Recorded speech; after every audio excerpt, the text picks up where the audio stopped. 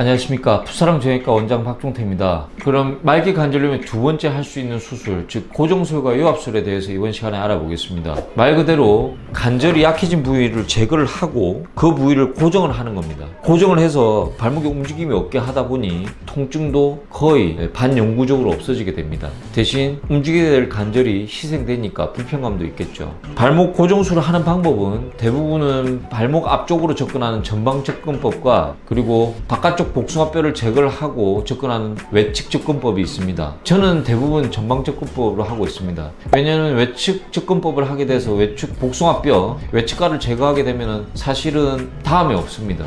그렇기 때문에 저는 혹시나 세월이 지나고 의학이 발달되고 인공관절이 발달됐을 때 교체할 수 있는 전방 접근법으로 유압술을 시행하고 있습니다. 저는 일반적으로 이제 변형이 심한 분들을 전방 접근법으로 이용해서 유압술을 하기 때문에 변형이 있는 부분을 교정을 같이 하면서 유압을 합니다. 그러면 일정 부분이 뼈가 빈 부분이 있기 때문에 고리식, 뼈이식을 하는 경우가 있고요. 뼈이식 중에 가장 좋은 게 자기 장골입니다. 골반뼈를 조금 떼가지고 이식을 하는 수술을 하고, 고정하는 방법은 나사로만 고정을 할 것인가, 나사와 금속판을 같이 고정할 것인가. 물론 저는 나사와 금속판을 같이 고정하고 있습니다. 과거에는 저도 나사만 고정하면은 사실 수술 시간도 짧고 저도 좀 용이한 면이 있었지만 불유압이 생기는 경우가 10% 정도 있었습니다. 그래서 금속판을 이용한 이후에는 사실은 불유압되는 경우가 거의 없기 때문에 금속판을 이용해서 고정술을 하고 있습니다. 그럼 유압술의 장점이 무엇인가?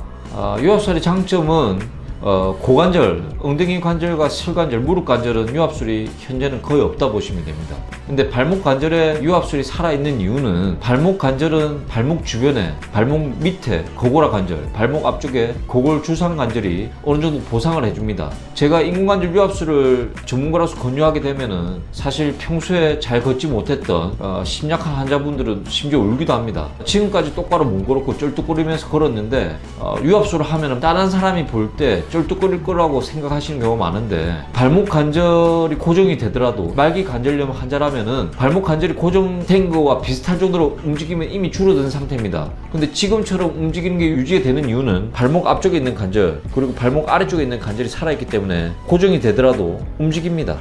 그래서 오히려 평지는 아프지 않게 그리고 반영구적으로 고정이 되면 수술하고 유압이 되는 2달간의 과정만 참아주신다면 그 2달을 투자해서 거의 앞으로 남은 여생을 통증이 많이 줄인 상태로 거의 없이 평지는 일상생활에 크게 지장 없이 쓸 수 있습니다. 물론 경사지와 울퉁불퉁한 길은 불편합니다. 그렇기 때문에 그 나머지는 어떻게 하냐, 신발이 좀 둥그런 거, 그 운동을 보상해주는 신발을 신으신다면은 제 환자분들 중에 대부분은 너무나 편하게 잘 걷고 있습니다.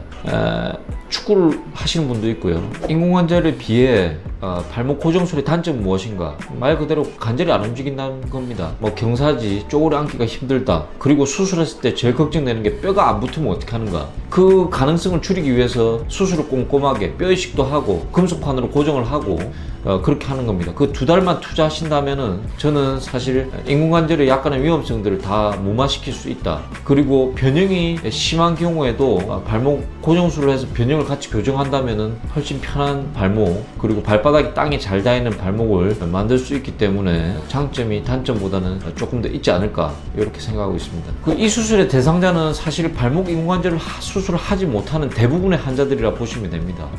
신경마비가 있다, 고정술 할 수밖에 없습니다. 감염이 있었다, 뼈가 약하다, 다 고정술밖에 할 수 없죠. 그래서 변형이 심한 경우에도 교정을 하면서 발목에서 어느 정도 해결이 되기 때문에 그 범위가 인공관절 치환술보다 좀 더 광범위하다, 이렇게 보시면 될 것 같습니다. 발목 고정술을 하지 못하는 군이 있는가? 거의 없습니다. 그래서 고위험 군에서는 고정술을 선호하게 됩니다. 결론적으로는 발목 관절이 진행이 많이 되신 분들은 주변의 변형이랑 인대랑 근육이 약할 수 있기 때문에 고정술을 하는 빈도가 조금 더 높습니다. 하지만 관절이 움직이지 못하는 비생리적이고 불합리적인 게 있다면은, 그리고 환자분이 도시생활을 하는 분이고 활동을 조절할 수 있는 고령의 환자분이라면은 선택적으로 인공관절을 하고 있습니다. 그래서 어떤 사람은 어떻게 한다, 반드시 정해져 있지는 않고 환자분 상태, 근육 상태, 인대 상태, 뼈 상태, 그리고 환자분들의 요구도, 그리고 저희 경험, 그런 걸 토대로 해서 2가지 수술 방법 중에 좋은 수술을 선택해서 환자분들의 어느 정도 만족도를 높이려고 노력하고 있습니다.